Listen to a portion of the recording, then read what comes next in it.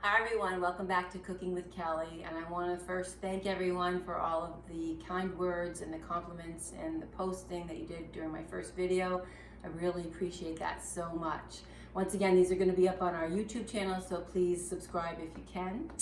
And I went grocery shopping today, and that's not one of my favorite chores, and with the pandemic, it's really anxiety provoking for me. Wearing the mask, and I just walk in there, everything's gone. So what usually takes me 30 minutes takes me over an hour now to go shopping. So I thought we might make something that's comforting, which would be a chocolate cake. And since there's no flour to be found anywhere, I'm going to teach you how to make a flourless chocolate cake. It's super simple, and this is something that I would make for the gallery receptions at Gallery 7. People loved it.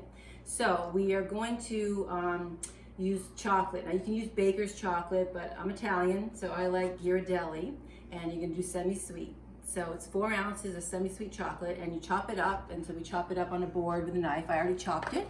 So, you know, get it to be like that kind of consistency. We're gonna melt it. And we're gonna put in 3 eggs, which we're gonna beat, half a cup of butter, 3/4 cup of white sugar, cocoa powder, once again Ghirardelli, and 1 teaspoon of vanilla. So I sifted the cocoa powder. It helps make the cake fluffier and lighter. It gives it a nice texture. Someone commented that they like the tips that I gave, so I'm going to try to give you some tips when I show you how to make the recipes. So we're going to take an 8-inch spring-form pan, and we're going to spray it with Pam first.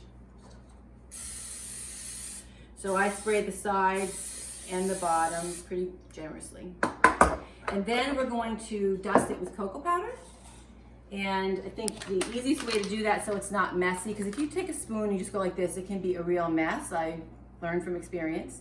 So I like to take a strainer and put it in here with like a spoon. And then just shake this around like this on the bottom. You can see that. And then what I do is I kind of go like this to get it all around the bottom of the pan. You don't really have to do the sides, just get the bottom. So it's gonna look something like that. Kind of get it as evenly as you can.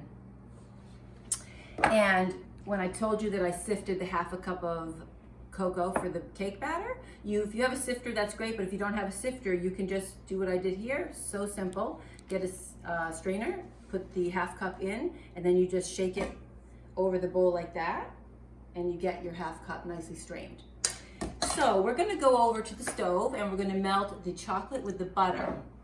And then we're going to put the ingredients in over there once everything's melted. So I will see you at the stove in a few minutes. Hi everyone, we're back at the stove. We're gonna melt the butter with the chocolate now. So we're gonna use a double boiler, and you don't want a rolling boil, you kinda want to simmer. So you can bring the water up to a boil and then just bring it down to a simmer. So it should look something like that. And we're gonna now put the chocolate. So we've got 4 ounces of the chopped up chocolate. I'm gonna put it in the double boiler. And we have a half a cup of the cut up butter. And we're gonna put that in. And now we're just going to slowly stir this together until it's a nice smooth consistency. So we will be back when that's done. So this is the consistency we want with the chocolate and butter. So we're going to turn off the burner. And now we're going to add the rest of the ingredients. So what I do is I add the eggs last, because eggs can curdle in hot things. So you don't want that to happen. So we're going to put in the 3/4 cup sugar.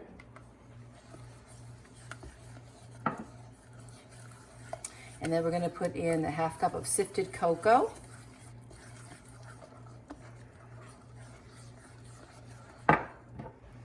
One teaspoon vanilla. So I'm going to get that all mixed really well.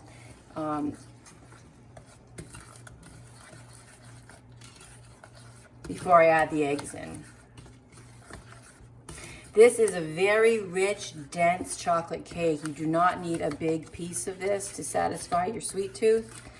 It is really sweet and chocolatey. I think you guys are gonna love it. Okay, so I have beaten the 3 eggs. Okay, so they're nice and whipped. So I'm going to slowly add the egg yolks so that they don't cook.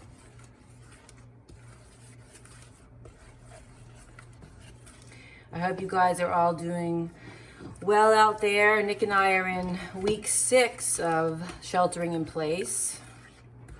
So trying to find new things to do to keep us busy. I'm doing a little bit of work, but not too much right now.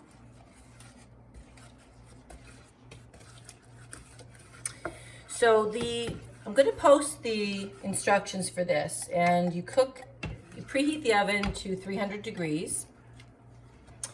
And it says to bake for 30 minutes, but that does not work for me.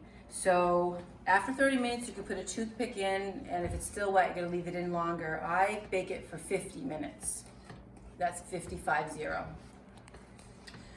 All right, so I'm gonna just finish this up, and then we're gonna pour it in the pan in just a minute. So we've got everything mixed in, and this is the consistency, nice and smooth. It might look a little bumpy, but that's okay. Can you see that? Okay, so now we're gonna pour it into the pan.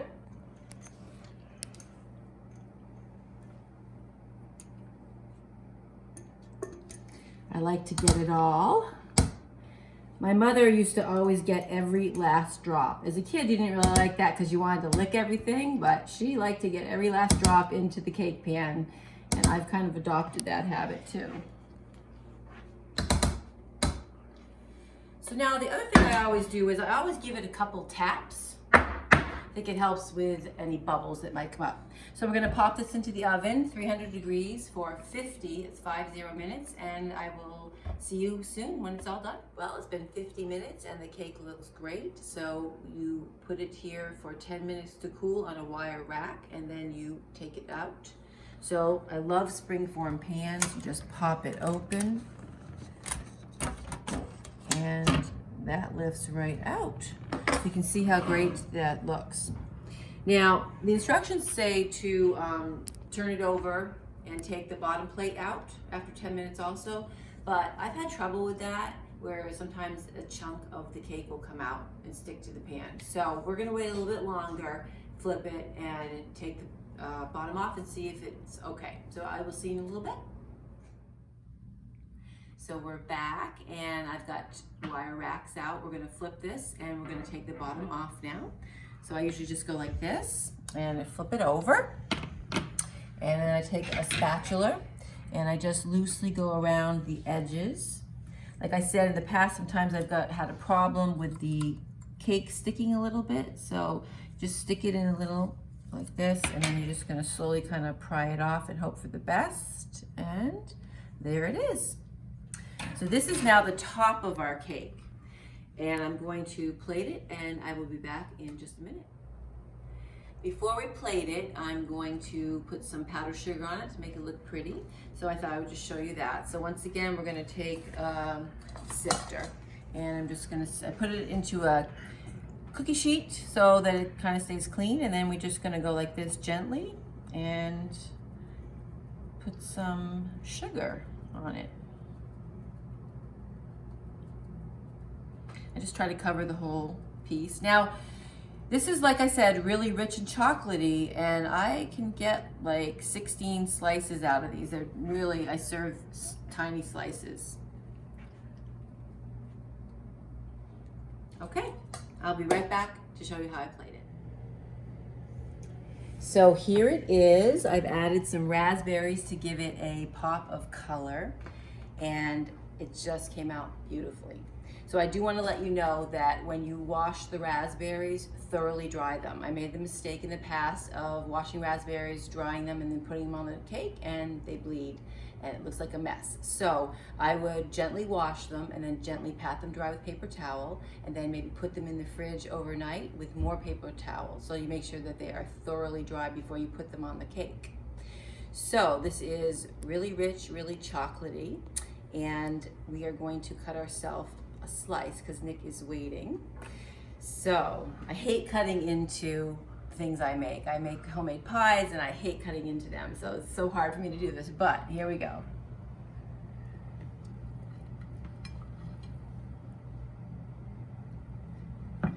So like I said, this is really rich and really chocolatey. So I do give slices that are this thin. And then someone can always have seconds.